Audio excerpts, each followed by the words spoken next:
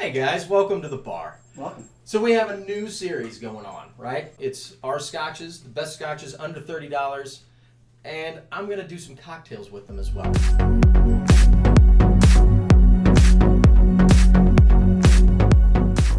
Tonight we have Grant's.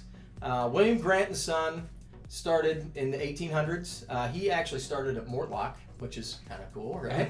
And as a young man was dreaming of one day opening up a distillery, and so he opened up a small distillery that maybe you've heard of, Glenfiddich. Oh. So the company also owns Balvenie, Kinnevy, and Girvan, which is their grain distillery. Mm-hmm. So they've been around for, what, 130 years, 140 years, long time. So they've had a lot of practice doing single malt scotch, blended scotch, scotch of all kinds. There's a lot of interesting history over the years, but we're going to talk about the actual flavors and what we can do with this scotch, all right? So Andrew's my guinea pig tonight. Lucky me. I've sampled a little bit of this just because I wanted to kind of get a taste of it, but we're going to try it neat and kind of talk about the flavor profile of Grant's. And they have several different iterations. This is the Family Reserve. So this is their entry-level scotch. This runs, I think I paid right at $20 for this bottle. Okay. So very entry-level. They go all the way up to, I believe they have a 25-year. Wow. They do different vattings. They have all kinds of stuff. But this is their standard issue entry-level So this scotch. is blended, it's grain, it's malt, it's even the 25-year Grants would be blended? Correct. Wow, okay. Right? Mm-hmm. It would just all be old scotch, which is great. Mm-hmm. So I don't get much on the nose. The palate has a nice malty character to it. Yeah, it's light, there's a little bit of fruit, but yeah, the malt is nice. It's nothing off-putting. It seems like a very standard issue entry-level blended scotch. For $20, right? It's got a little bit of malt to it it's not because we've bad. had some blended scotches that were really not as flavorful, shall we say? All right. So you know, it's nice. This is a nice glass. I mean, there's nothing wrong with it for $20. But what people really do at a bar is have a scotch and soda, right? So that's a very popular drink, and a lot of people that get into scotch, that's really the way that they drink it. Most of the people that I get at bars are having a scotch and soda, whatever kind of scotch, maybe a single malt or maybe a blend, but that's a fairly popular way to go. So we're going to pour up a scotch and soda, just kind of talk about it a little bit, talk through what the soda water might do to the bar. Now, I am going to use the scientific pouring method, right? So I would probably fire a bartender for pouring like that. Yeah, probably. Yeah, right. But I would think that I'm fairly close to what needs to be done. Just splash soda on there just to get it some bubbly. And the water goes on just like it does when we put water on our single malt, and it's going to change the flavor profile a little bit and bring out some of the characters that we might not have been able to get before, right?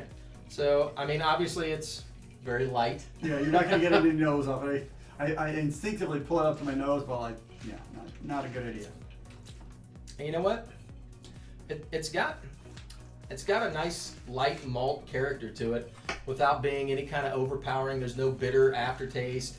I would call this a good entry-level drink. This is a good before dinner cocktail. It's not going to mess up your palate. It's going to give you, what you're going for when you're having a cocktail without cloyingly sweet or, any kind of weird, not like a gin and tonic where you're going to have weird flavors just hanging out on your palate, right? Yeah, this is refreshing. It's easy. You don't have to overthink it.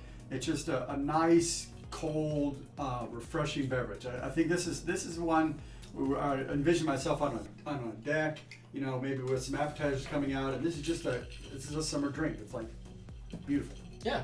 So what's beyond this? So if you were to take this to the next level, where do you go? Well, we're going to do that right now.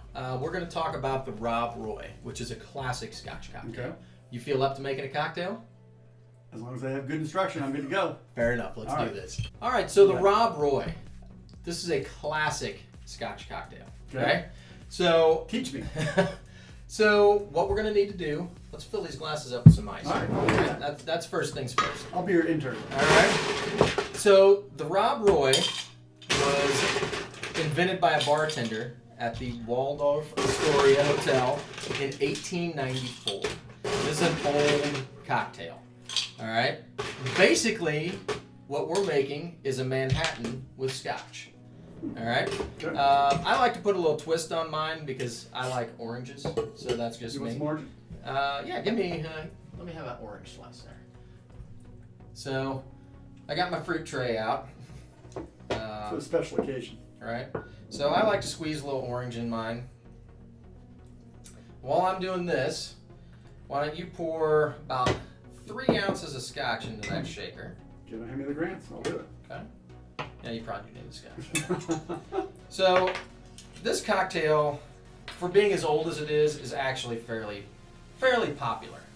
We do get people ordering this at the restaurant on a fairly regular, well, I don't know about fairly regular basis, but if I had to pick a Scotch cocktail, this would probably be the one that I would think of. Can I get another orange? Okay. All right. Now you need a ½ ounce of vermouth. I'm gonna put some ice in here first. Sweet vermouth. I'm gonna fill it with ice, right? Yes.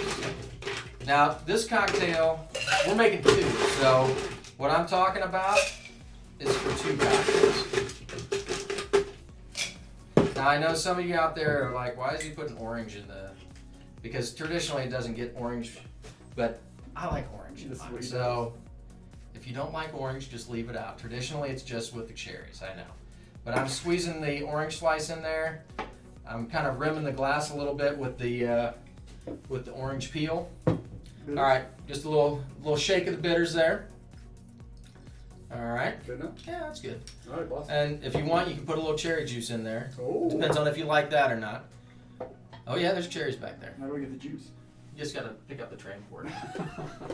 Like that's how every bartender on the planet does it. Really? Yep. And while you're doing that, I'm gonna actually get a couple of these cherries. Don't need much. Man. Okay. Let's shake that thing up and let's talk about this. So the Grants, this is probably one of those things that it's made for, right? Yep. It is the actual cocktail. We're not going to be drinking this cocktail very much, or this Scotch very much as a neat Scotch. This is primarily what it's made for, is the actual cocktail itself. You don't want to spend $200 buying a bottle of Scotch just to turn it into a cocktail. I like that I got a half a drink and you got a full one.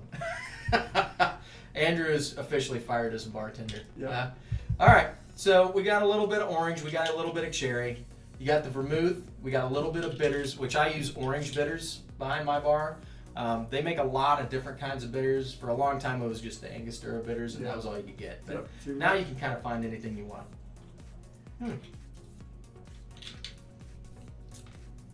That's really nice. That has that rich flavor, the bitters coming in, the sweetness of the cherries. That's nice. That's a really good cocktail, So man. if I had a full glass of this, it'd be great. But I'm not gonna give him the.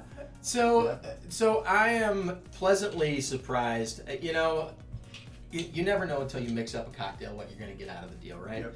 But the Grants did well in this. I get the vermouth.